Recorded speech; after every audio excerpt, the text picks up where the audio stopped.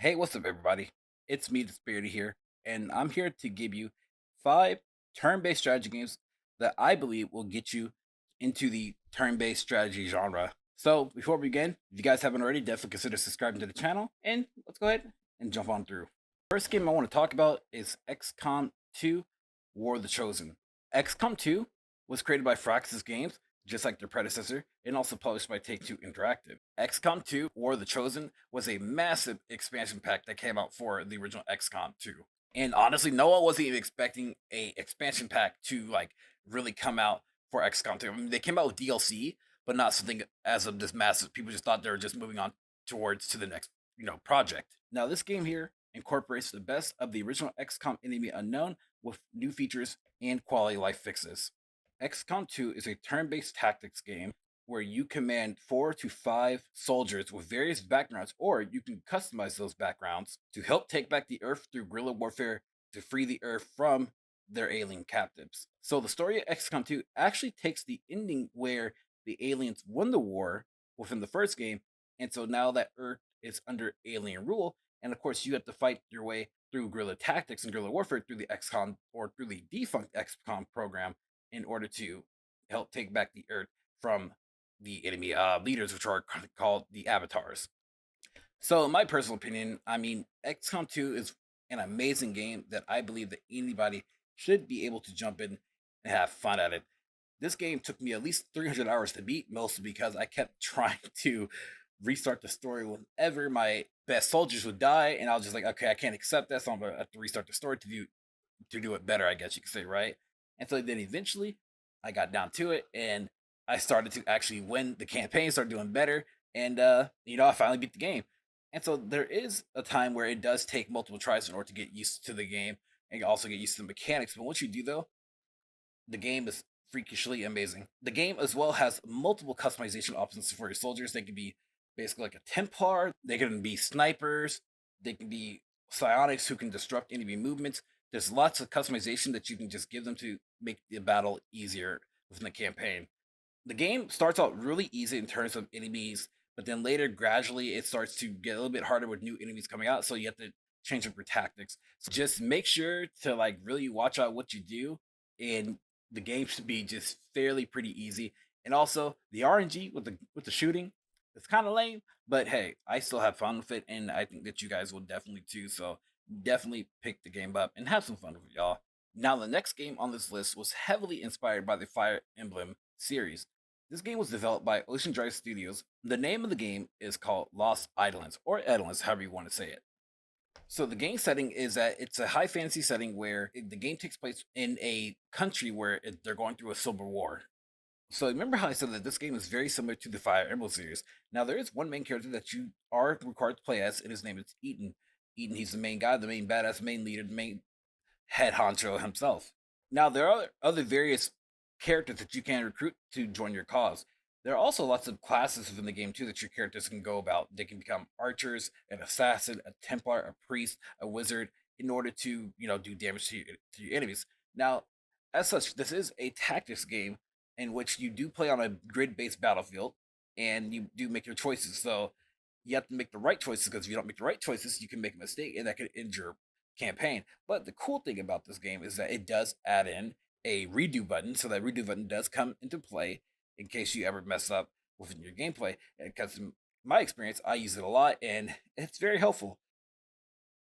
For a person that's trying to get into the turn-based strategy genre, this game here would actually be a lot easier to do so. I mean, it does come with a pretty decent tutorial to help you jump on it and trying to understand the mechanics of the game, and also you start to learn a bit of tactics on how to defeat your enemies and such. And so I really do believe this game will be a great pickup for you guys who are new to the genre, and also you're supporting an indie dev because I believe they had a budget of like 50,000. They did a really excellent job with a lot of content in there. I mean, yes, the story here and there can be a bit repetitive, but if you can get past that, you'll have some excellent gameplay for the amount of like $40. So definitely check it out, y'all, and enjoy it. Another game that fell into my radar, which is really cool, and it's a great turn-based strategy or tactics game that I think y'all should really try out.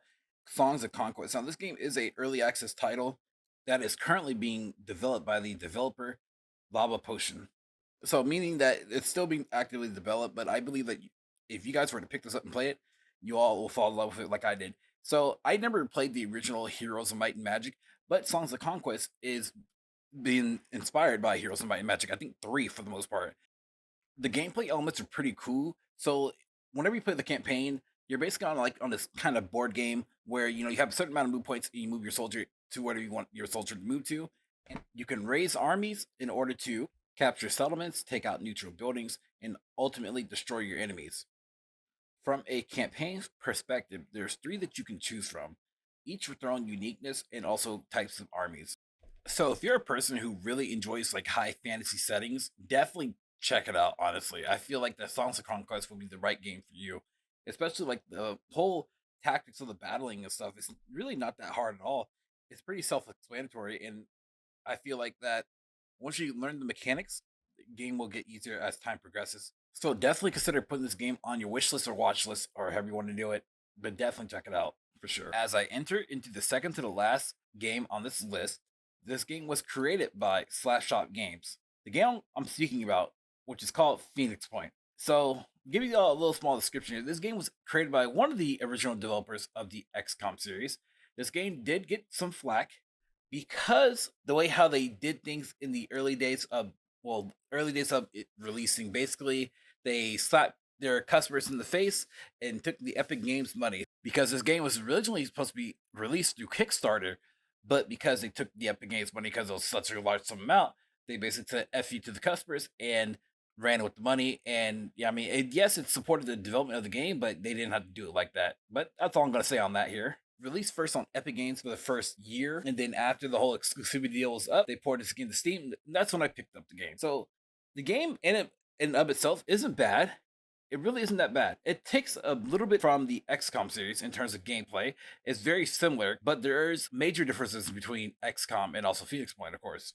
One of those differences is the way how target your enemies. So XCOM is based on RNG, while Phoenix Point is based on unit stats and also development. Now, the one major difference, which I do like about Phoenix Point, is that you're able to take control of your character in like a first person view and also strike your enemy at like certain points. Kind of like think of it like VATS from like the Fallout series in that sort of sense.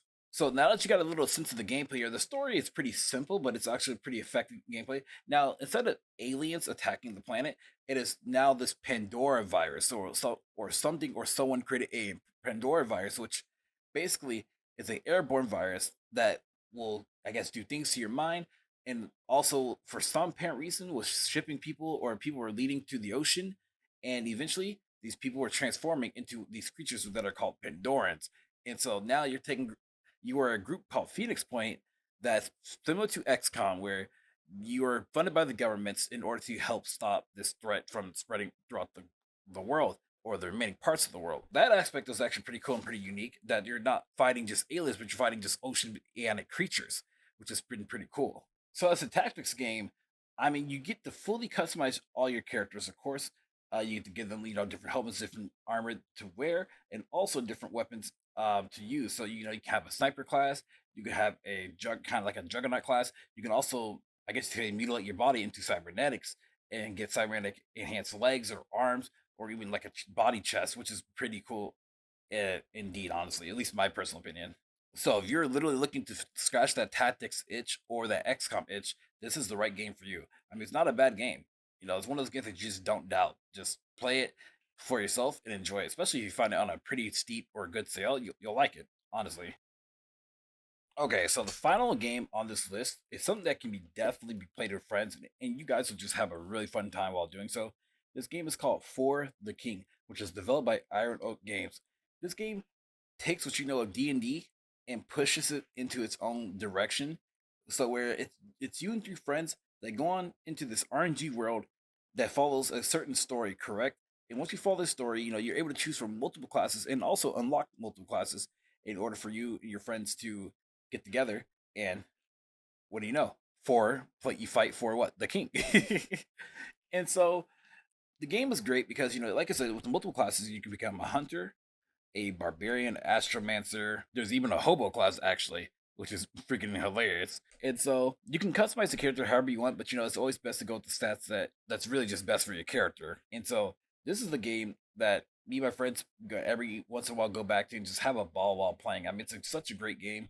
The tactics part comes in because you got to you play on this 3v3 battlefield and having to make the correct decisions in order to defeat your opponents, because the game can later on gets really hard, especially because there's a mechanic in there that's called the chaos mechanic. If you don't lower the chaos mechanic, then the board game is going to get harder and harder and harder until you eventually you're going to run out of life points and you're just going to lose the campaign. But I feel like that anybody who's a tactics kind of person that loves turn-based games, For the King is a really good choice to play, and you definitely should be picking it up like right now.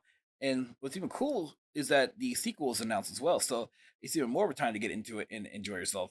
So if you made it this far, appreciate you for watching the video. If you enjoyed it, definitely consider liking and subscribing, and also comment down below to make sure to let me know on how I did in this video. But thank you guys for watching. Thank you for your support and all that you guys do. Y'all have a good one. Peace out. Much love, everybody. Bye.